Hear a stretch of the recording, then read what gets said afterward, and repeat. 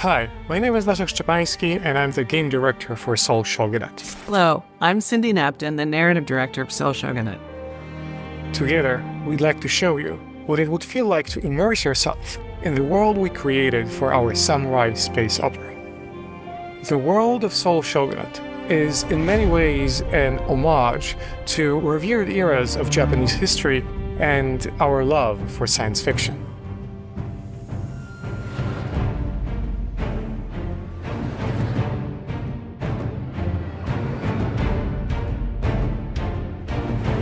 Most of the subjects of Seoul Shogunate live in lunar glass cities.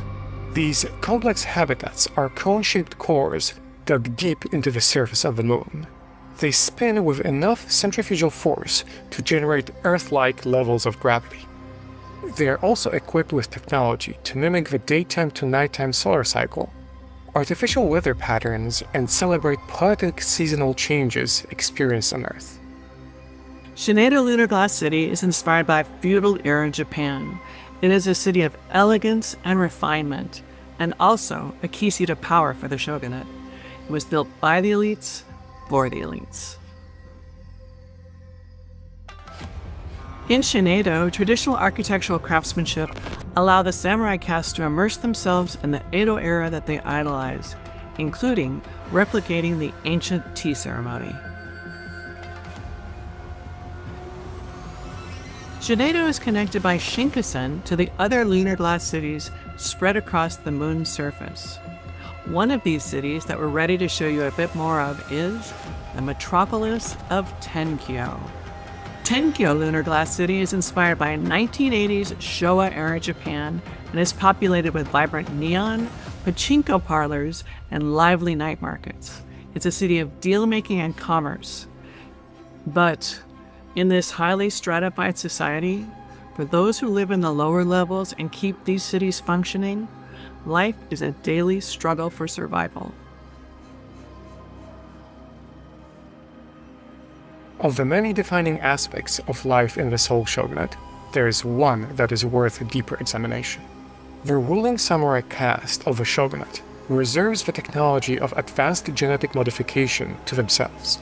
This makes them not only superior warriors, but makes them better equipped to survive the harsh environment of space.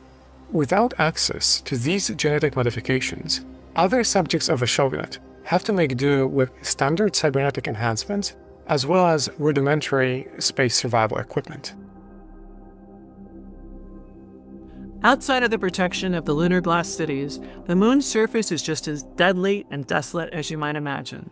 However, it's loaded with surprises, from the most advanced facilities to vast arrays of wreckage.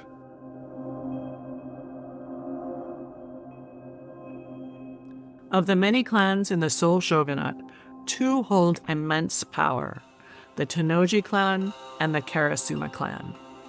All lunar and interplanetary travel is controlled by the Tennoji clan. The towering space elevator and orbital shipyards, as well as the Shinkansen, are under their authority. All mining operations on the moon are controlled by the Karasuma clan. This is their castle, isolated away from the lunar glass cities and positioned over the largest lunar material processing facility.